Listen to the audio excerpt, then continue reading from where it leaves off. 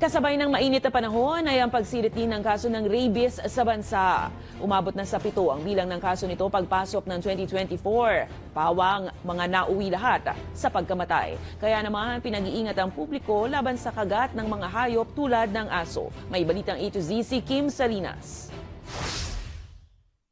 Mas alarming talaga kasi aso pa rin yan kahit anong sabihin natin. Lubos na nababahala si Tatay Robert noong nakaraang linggo kasi nakagat ng aso ang kamay ng kanyang bunsong anak. Agad dinala sa ospital ang kanyang anak at tinurukan ng anti-tetanus. Nakatakda naman ngayong Miyerkules ang pagpapaturok ng anti-rabies. Shih Tzu po siya, alaga po siya ng pinsang ko. So, complete naman po yung bakuna niya. Kaya hindi naman gaanong pero mas maigi na agapan laging mag-ingat. Sa datos ng Health Department, umabot sa 55 ang bilang ng kaso ng rabies sa Pilipinas noong 2023. At sa unang quarter ng taon, nakapagtala na agad ang DOH ng 7, lahat sa mga ito nasawi. Mahigpit naman ang ordinansa sa Marikina City, lalo na sa mga paggalagalang aso at pusa sa kalye.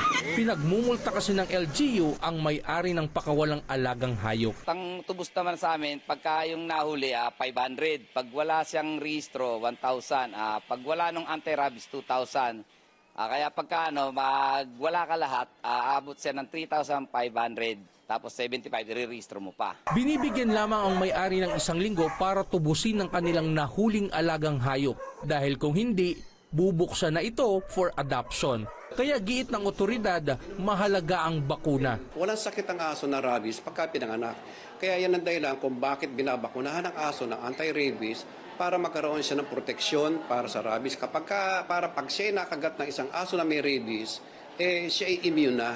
Para naman sa mga nakagat o nakalmot ng hayop, huwag na paduguin kasi na-infection palalo namamaga Huwag na paduguin, hugasan lang, sabunin ng ilang minuto, 10 to 15 minutes, sinasabon mo sa running water, then lagyan mo ng antiseptic, lagyan mo ng betadine para secondary bacterial infection, then magkonsulta ka agad ng doktor. Samantala, isinusulong naman ng isang grupo ang pagpapakapon sa mga alagang hayop para maiwasan ang pagdami ng paggalagalang hayop. 6 to 7 months old pa lang ang mga alagang aso at pusa pwede nang ipakapon. Kung titingnan nyo po yung datos sa mga ibang bansa na rabies-free, meron po silang batas na mandated po sa kanila na required to be a pet owner na i-register ang kanilang pets at dapat spayed and neutered. Kung hindi po, they have to pay higher taxes. Paalala naman sa publiko sa may alagang hayop, lalo na ngayong tag-init. Palagi meron tubig siya na iniinom na 24 hours kailangan available.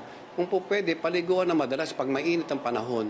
Kung hindi naman mapapaliguan palagi, meron tayong pang-spray or yung face towel, basahin mabuti, ipunas sa katawan ng aso para lumamig ang katawan.